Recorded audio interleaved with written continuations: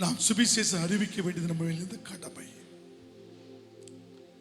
சர்வ சிருஷ்டிக்கு சுவிசேஷத்தை அறிவியுங்கள், அது நம்மேல் விழுந்த கடமை. உலகம் எங்கு புறப்பட்டு போங்கள், சகல ஜாதி சீசராக்குங்கள், பிதா குமாரன் பரிசுத்தாவின் நாமத்தினாலே அவர்களுக்கு ஞானஸ்நானத்தை கொடுங்கள் என்று கர்த்தர் சொல்லியிருக்கிறார். அருமையான சுவிசேஷம் அறிவிக்க வேண்டிய கடமை. நற்செய்தி அறிவிப்பது தேவனுடைய கட்டளை. தேவ கட்டளையை நாம் கனம் பண்ணுகிறோமா? தேவ கட்டளை அசட்டை பண்ணுகிறோமா? அருமையான தேவ பிள்ளைகளே, ஆண்டவருடைய வார்த்தைகளை சொல்ல ஆரம்பிக்க வேண்டும். இன்னும் உங்களுக்கு சொல்லுகிறேன், பழைய புதிய ஏற்பாட்டின் காலத்தில் சுவிசேஷத்தை அறிவிப்பதற்கு ஆஸ்கில்லா பிஸ்கில்லா தன்னுடைய வீட்டை நெருக்கத்தின் மத்தியிலும் திறந்து கொடுத்தார்கள். திறந்து கொடுத்த பொழுது அந்த ஆஸ்கில்லா பிஸ்கில்லாவுடைய பெயர் இந்த பரிசுத்த வேதாகமத்தில் பொதிக்கப்பட்டு விட்டது. பொதிக்கப்பட்டு விட்டது. பவுலோடு ஊழியத்தை செய்த, பவுலை ஊழியத்துக்கு உற்சாகப்படுத்தின பர்னபாவை இந்த வேதம் கனப்படுத்துகிறது, கனப்படுத்துகிறது. நீங்கள் கர்த்தருக்காக எதையாவது ஒன்றை செய்தால் பிதா உங்களை கனப்படுத்துவார். அது மாத்திரமல்ல, பிதாவுக்கு முன்பதாக நீங்க நிற்கும் பொழுது இயேசு உங்களை பேர் சொல்லி அழைப்பா, பேர் சொல்லி அழைப்பா, பேர் சொல்லி அழைப்பா. பிரைஸ் எல்லாம், பிரைஸ் எல்லாம். அன்பார்வளே, நான் ஒன்று உங்களை பார்த்து கேட்கிறேன். ஐயா, இந்த 2025 தேவனுடைய ஆசீர்வாதம் என்னுடைய குடும்பத்துக்கு தேவை. அந்த தேவனுடைய ஆசீர்வாதத்தை பெறுகிறதற்கு நானும் என்னுடைய குடும்பமும் ஒரு பாத்திரவானாக மாற வேண்டும். தேவன் தருகிற ஆசீர்வாதத்தினாலே என்னுடைய குடும்பமாகிய இந்த பாத்திரம் ஆவிக்குரிய ஆசீர்வாதத்திலும் பூமிக்குரிய ஆசீர்வாதத்திலும் பொங்கி வழிய வேண்டும். ஆண்டவரே, நான் அநேக குடும்பங்களுக்கு ஒரு ஆசீர்வாதத்தின் ஊற்றாய் இருக்க வேண்டும், எனக்காக செபியுங்கள் என்று சொல்லுகிற கர்த்தருடைய பிள்ளைகள், உங்கள் 2 கரத்தை உயர்த்தி தேவ சமூகத்தில் காட்டுவீர்களா?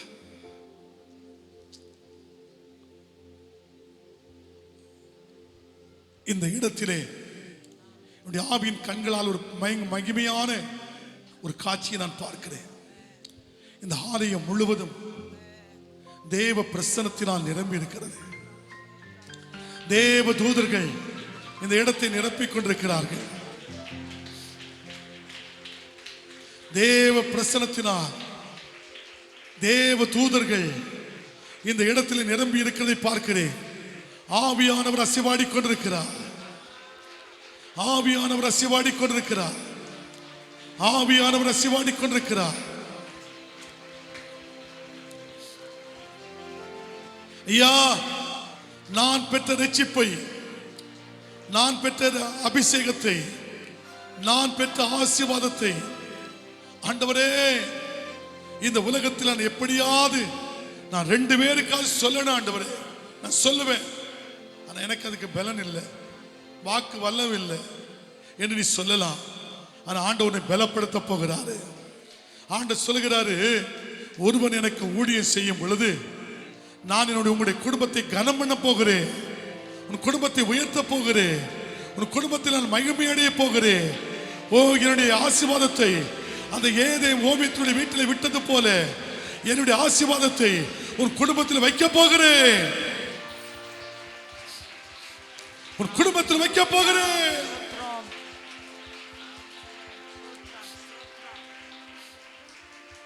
ஐயா, நான் சுவிசேஷத்திற்காக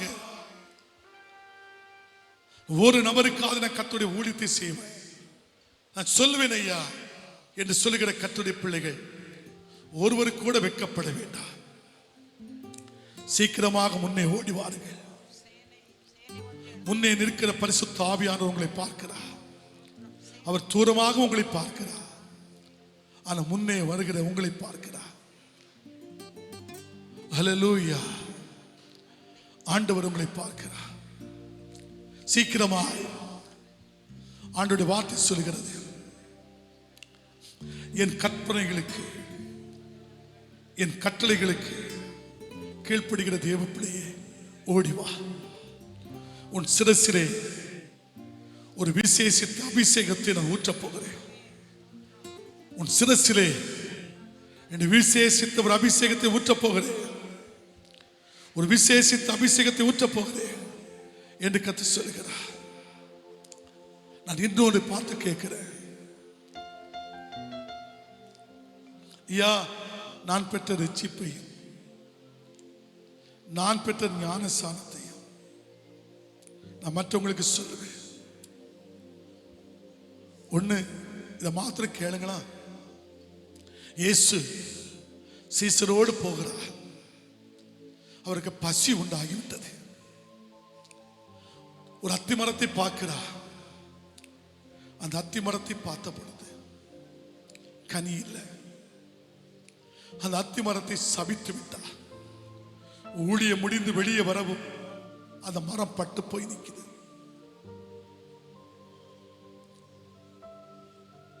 பட்டு போய் நிற்குது. அது மத்திய 21ஆம் அதிகாரத்திலும் லூக்கா 13ஆம் அதிகாரத்தை வீட்டிலே போய் படித்து பாருங்கள். இன்னும் ஒரு எஜமான் தோட்டத்துக்கு வருகிறார். அந்த தோட்டத்தில் ஒரு அத்தி மரம் நிற்குது. நான் நினைக்கிறேன் பல வருஷமாய் பார்த்துட்டு இருப்பாரு. அந்த அத்தி மரத்துல பலன் இல்லை. அந்த எஜமான் சொல்றாரு, இந்த தோட்டத்துக்குள்ள, இந்த சபையாகிய தோட்டத்துக்குள்ள இந்த அத்தி மரம் நிக்குதப்பா. நான் எத்தனையோ வருஷம் வாரேன், இந்த அத்தி மரத்தை பார்க்கிற கனி இல்லையே. இந்த அத்தி மரம் இந்த தோட்டத்துல ஏன் இடையூறா நிக்குது? வெட்டிடு வெட்டிடுன்னு சொல்றாரு.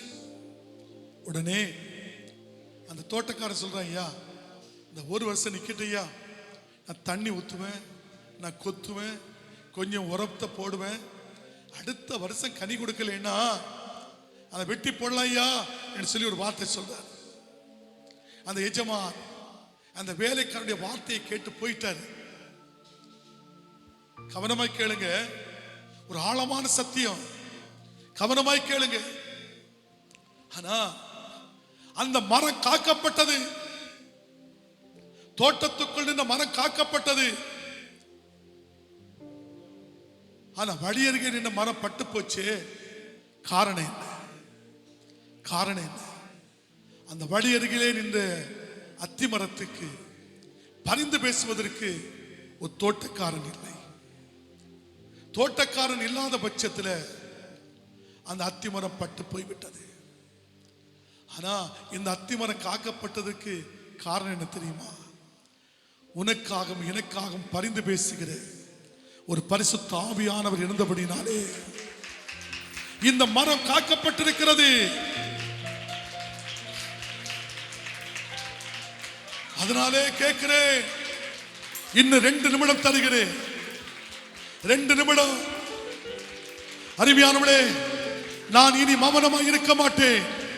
நான் இன்னும் கர்த்தருடைய வார்த்தை பேசுவேன், சொல்லுவேன் என்று கர்த்தர் கேட்கிறார்.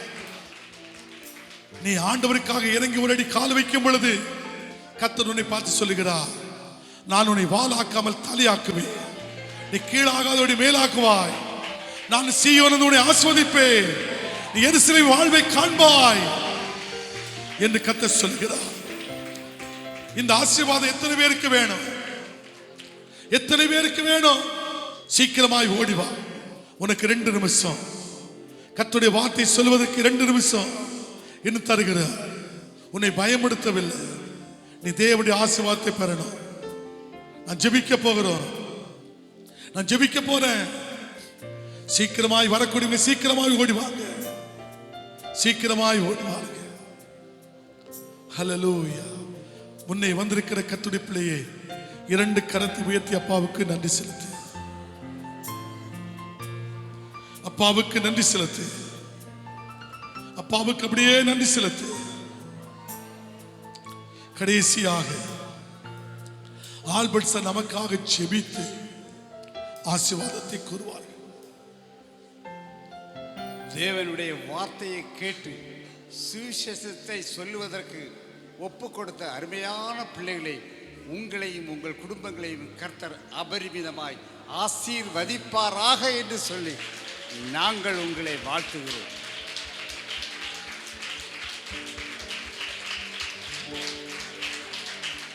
அல்லேலூயா. இந்த பணியை நீங்கள் உண்மையும் உத்தமமாய் செய்ய விரும்புகிறீர்கள் என்றால் நீங்கள் செய்ய வேண்டிய 3 காரியங்களை நாங்கள் தெளிவாக உங்களுக்கு சொல்லித்தான் ஆக வேண்டும். முதல்ல, உன் தேவனாகிய கர்த்தரை முழு மனதோடும் முழு ஆத்துமாவோடும் முழு பலத்தோடும் அன்பு கூறுவாயாக. 2வது, நீ உன்னை நேசிக்கிறது போல உன் அயலானையும் நேசிக்க வேண்டும். இது ராஜரீக பிரமாணம். இந்த ராஜரீக பிரமாணத்தை நீ பின்பற்றுவாயானால் இந்த சுவிசேஷ ஊழியத்திலே நீ ஜெயம் காண்பாய். 3வதாக, சத்துருக்களை சிநேகிக்க வேண்டும். ஒத்துக்கிட்டீங்களா? சபிக்கிறவர்களை ஆசீர்வதிக்க வேண்டும். துன்பப்படுத்துகிற துயரப்படுத்துகிற மக்களுக்காக நீ ஜெபம் பண்ண வேண்டும். செய்வீங்களா? செய்வீங்களா? அங்க மேலே பார்த்து சொல்லுங்க, அவர்கிட்ட சொல்லுங்க, உங்களை அழைத்தவர்கிட்ட சொல்லுங்க, ஆண்டவரே நான் உம்மை நேசிப்பேன், உம்மை நேசிப்பேன் ஆண்டவரே, என்ன நேசிக்கிறது போல ஆண்டவரே பிறரையும் நேசிப்பேன் ஆண்டவரே, சத்துருக்களை சிநேகிக்கிற ஒரு நல்ல இதயத்தை எனக்கு தாரும் ஆண்டவரே, சபிக்கிறவர்களை நான் ஆசீர்வதிக்க வேண்டும் ஆண்டவரே, துன்பப்படுத்துகிற துயரப்படுத்துகிற மக்களுக்காக நான் ஜெபிப்பேன் ஆண்டவரே. அந்த சுவிசேஷத்தின் அபிஷேகம் அளவில்லாமல் என் மேல் ஊற்றப்படுவதாக. Receive the fire. பெற்றுக்கள், பெற்றுக்கள், பெற்றுக்கள், பெற்றுக்கள். Receive, receive, receive, receive the fire. Receive the fire.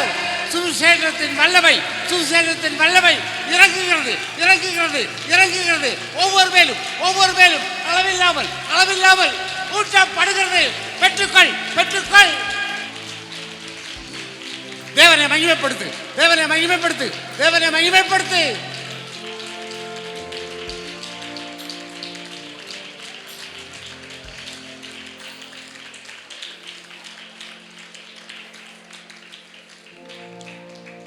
இன்னும் 2 காரியம். சுவிசேஷம் செல்ல வேண்டியது என்னுடைய கடமை, என் மேல் விழுந்த கடமை. நான் இரத்தப்பழிக்கு நீங்களாக்க சுவிசேஷம் சொல்லித்தான் ஆக வேண்டும். அல்லேலூயா. நான் இரத்தப்பழிக்கு நீங்க சுவிசேஷம் சொல்லித்தான் ஆகணும். சுவிசேஷம் சொல்லாவிட்டால் எனக்கு ஐயோ. அல்லேலூயா. ரெடிதானே? நான் கேட்டு கடைசியாக ஆண்டவர் சொல்றார், நீங்கள் தேசமெங்கும் புறப்பட்டு போகுங்கள். கரங்களை தட்டு, கரங்களை தட்டு. நீங்கள் தேசமெங்கும் புறப்பட்டு போகுங்கள். எல்லா ஜாதிகளையும் சீடராக்குங்கள். பிதா குமாரன் பரிசுத்த ஆவியின் நாமத்தினாலே ஞானஸ்நானம் கொடுங்கள். நான் உங்களுக்கு போதித்தவைகளை அவைகள் கை கொள்ளும்படி அவர்களுக்கு உபதேசம் பண்ணுங்கள். இதோ உலகத்தின் முடிவு பரியந்தம் சகல நாட்களிலும் நான் உங்களோடு இருப்பேன், நான் உங்களோடு இருப்பேன். உங்களை கொண்டு தேசத்தை அசைப்பேன். ஒரு திரள் கூட்டம் ஆத்துமாக்களை ஆதாயம் பண்ணுவேன். உங்கள் குடும்பங்கள் ஆசீர்வதிக்கப்படும், உங்கள் சந்ததிகள் ஆசீர்வதிக்கப்படும். தேசத்திலே நீங்கள் ஆசீர்வாதத்தின் பாத்திரமாக இருப்பீர்கள் என்று பிதா குமாரன் பரிசுத்த ஆவியின் நாமத்தினாலே அருமையான உங்களை நாங்கள் வாழ்த்துகிறோம். இன் தி நேம் ஆஃப் ஜீசஸ், ஆமென். என் ஆத்துமாவே கர்த்தரை சோதரி, என் முழு உள்ளமே அவருடைய பரிசுத்த நாமத்தை சோதரி. என் ஆத்துமாவே கர்த்தரை சோதரி, அவர் செய்த சகல உபகாரங்களை ஒருபோதும் மறவாதே. கர்த்தர் உங்களை ஆசீர்வதித்து காக்க கடவுள். கர்த்தர் தம்முடைய திருமுகத்தை உங்கள் மேல் பிரகாசிக்க பண்ணி உங்களோடு கிருபையாயிருக்க கடவுள்.